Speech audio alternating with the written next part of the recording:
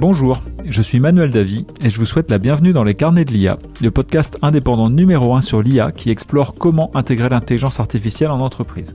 Dans chaque épisode, je reçois des experts qui partagent leur retour d'expérience, par où commencer, quelles bonnes pratiques adopter et comment transformer concrètement votre organisation.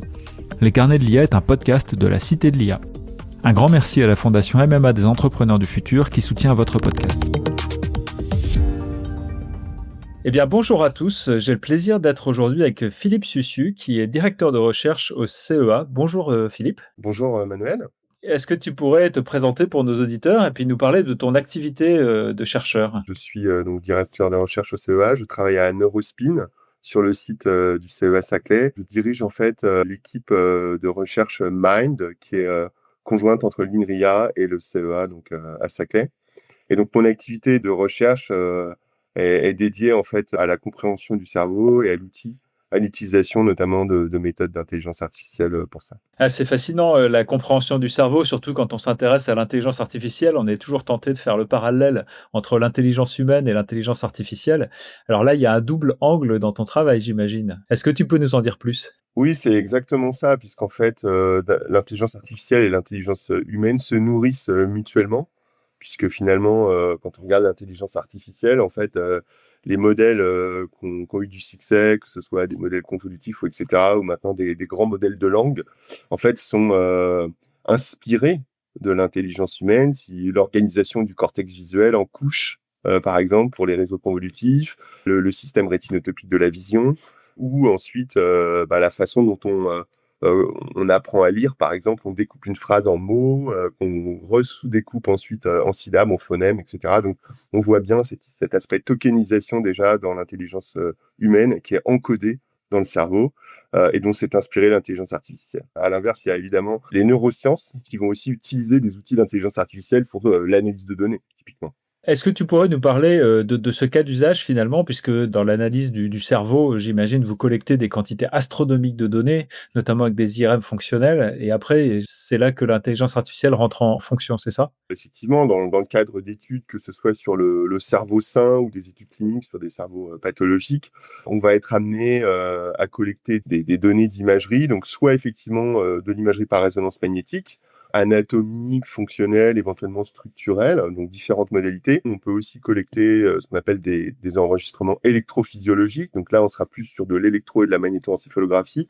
En fait, tout dépend si on s'intéresse à des propriétés fines temporelles. Dans ce cas-là, on ira plutôt sur l'électrophysiologie, mais au prix d'une perte d'information spatiale, j'ai Ouais. envie de dire.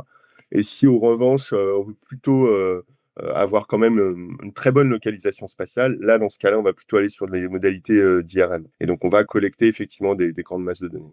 Quels sont les types d'algorithmes d'intelligence artificielle que vous utilisez et pour quel usage? Alors, il en existe différents types d'algorithmes. On a commencé il y a très longtemps en utilisant des algorithmes de machine learning et c'est au sein de mon ancienne équipe Parietal que s'est développé Scikit-learn, la bibliothèque qui est maintenant complètement portée par l'INRIA et par Probable, la startup qui s'est créée au-dessus d'INRIA et dans laquelle est fortement investi Gaël Varocco. Mhm. Donc on continue à faire ça quand on cherche à faire par exemple de la détection, quand on cherche à faire ce qu'on appelle du décodage de l'activité cérébrale. Donc on va faire des examens d'IRM fonctionnels où on enregistre l'activité du cerveau en continu et on peut éventuellement demander au sujet de faire certaines tâches, donc des tâches motrices, des tâches de calcul mental, des tâches de lecture. Et là, l'objectif, par exemple, ça va être de chercher, à partir des enregistrements de cette activité, de décoder ce que faisait le sujet dans l'IRM. C'est-à-dire qu'on va en fait apprendre à l'algorithme à détecter quel est le type d'opération mentale que fait la personne à partir des enregistrements. Et après, pour pouvoir faire le chemin inverse, à partir d'un enregistrement, essayer de comprendre ce que fait la personne avec son cerveau, c'est ça? C'est ça, c'est ce qu'on appelle dans notre jargon, d'un côté l'encodage, donc ce que tu décrivais comme le passage du stimulus à l'activité, et ensuite le décodage de l'activité, on remonte ce qu'est censé faire la personne. Donc ça, c'est un premier cas d'usage. Il y a d'autres cas d'usage, par exemple, aussi en termes de traitement des imageries anatomiques pour faire de la segmentation, par exemple du cortex, donc matière grise, matière blanche, pour corriger tout un tas d'artefacts dans les images. Bref, enfin voilà, on a différents scénarios ou cas d'utilisation de l'IA.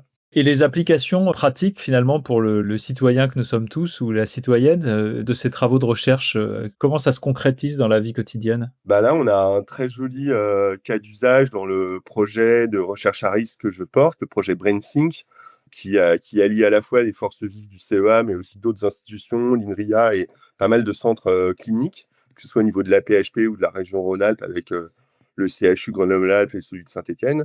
Là, le cas d'usage, il va être double. On va travailler sur des patients qui ont un accident vasculaire cérébral et l'objectif, on va travailler, sur des patients en phase, chronique, donc qui sont stabilisés 6 mois après ces épisodes.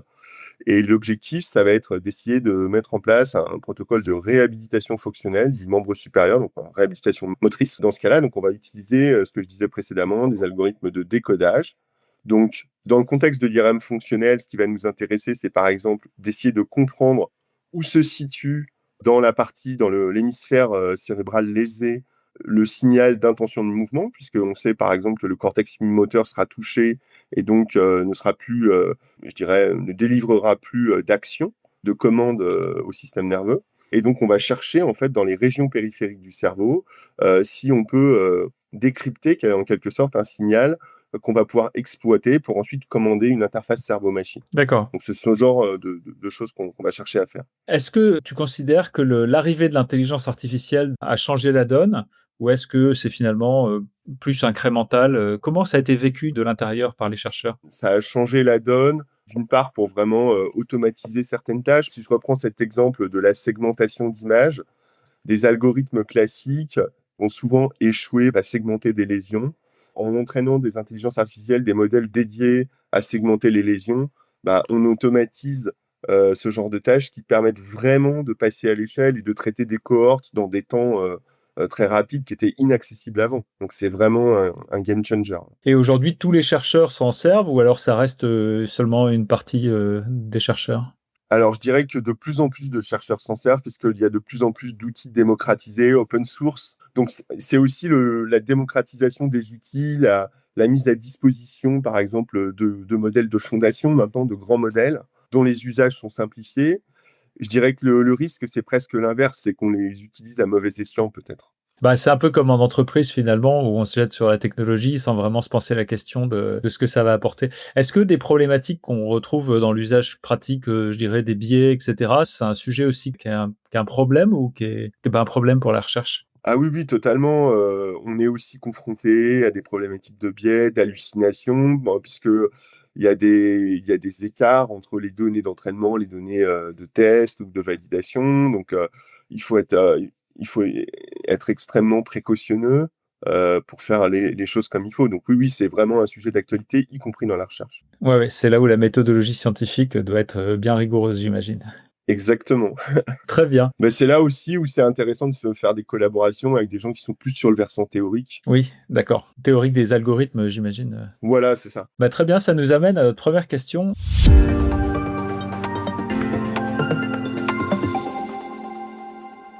Tu as exprimé tout à l'heure des points de ressemblance entre l'intelligence artificielle, notamment les réseaux de neurones convolutifs et le système visuel humain. Mais au-delà de ces comparaisons, est-ce qu'aujourd'hui on a une vision claire de ce qui distingue l'intelligence artificielle de l'intelligence humaine et du fonctionnement du cerveau? Oui, enfin, disons, on voit quand même, je dirais une frontière, qui se dessine, entre les 2, dans le sens où, on sait très bien encore aujourd'hui sur quel type de tâches les intelligences artificielles échouent.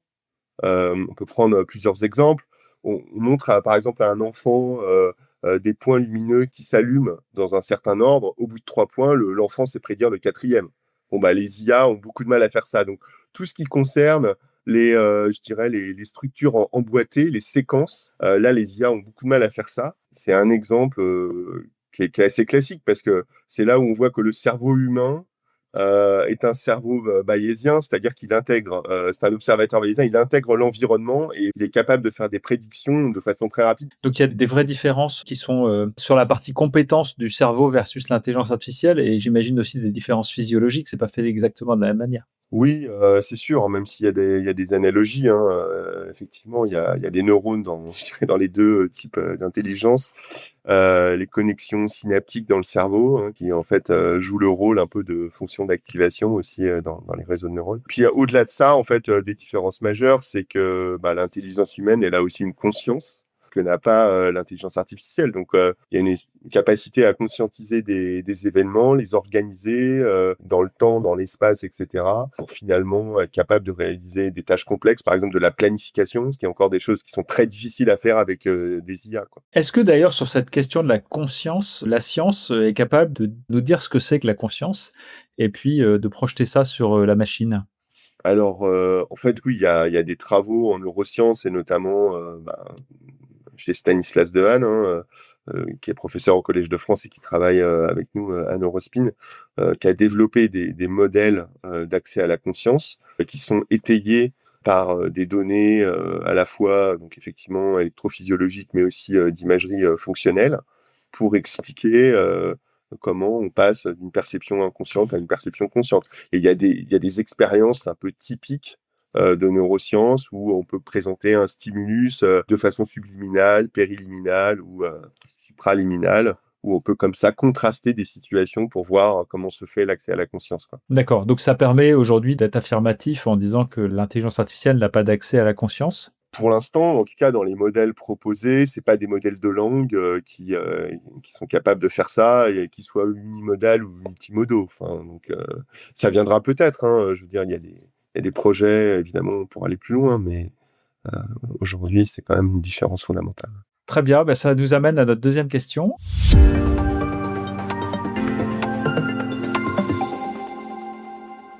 Si on revient à notre, discussion initiale sur, l'impact de l'IA finalement dans tes travaux pour l'accès à des meilleurs soins, j'imagine, l'amélioration de la vie pour les patients. Quels sont les sujets qui sont le plus en train de bouger, dont tu as connaissance aujourd'hui en termes de recherche? Alors, donc sur ma recherche, directe, je vais parler, donc de mon projet notamment, BrainSync et des essais cliniques, qu'on pilote dans ce projet.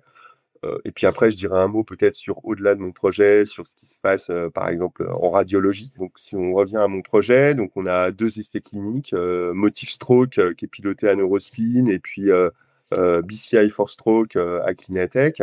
En fait, on cherche à combiner, une étude, observationnelle en neuroimagerie, donc chez ces patients AVC, donc pour, sélectionner les meilleurs candidats finalement, au 2e essai clinique qui va être lui interventionnel et dans lequel on va implanter des neuroprothèses, sur, donc, le cerveau des sujets pour les aider donc ensuite à vraiment récupérer la fonction motrice par un entraînement qui va durer à peu près 6 mois. Et en fait, donc cet aspect, interface cerveau-machine, il est déjà maîtrisé à Clinatech, mais ils l'ont fait chez des patients, paraplégiques ou tétraplégiques. Donc ce sont des patients, pour lesquels, il y a une lésion de la moelle épinière, mais il n'y a pas de lésion du cortex. Donc, on peut positionner les neuroprothèses, qui sont développées là-bas et qui embarquent, des algorithmes de machine learning, qui traitent des données, embarquées, hein. Donc c'est vraiment en temps réel, donc c'est quand même une innovation majeure, c'est intéressant. Ils font du décodage en temps réel des signaux pour les transmettre en commande motrice d'un effecteur, un bras articulé, un gant et cetera.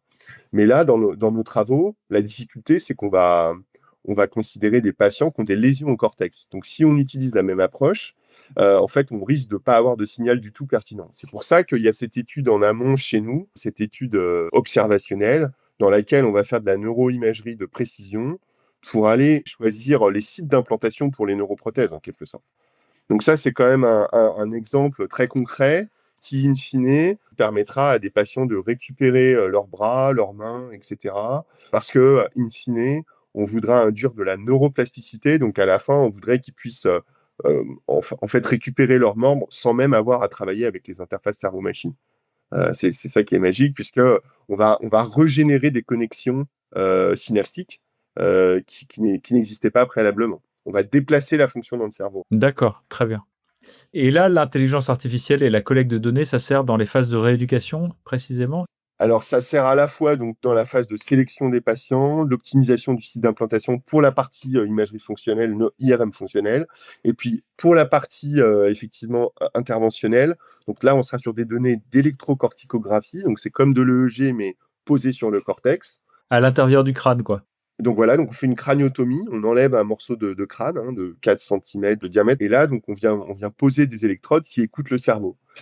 Et donc c'est là où on fait aussi de l'IA pour décoder en temps réel l'intention du sujet, pour faire un mouvement. Et donc ça, on entraîne le sujet avec des modèles, et les modèles sont embarqués typiquement dans la casquette ou dans le sac à dos. Enfin, c'est un côté assez magique.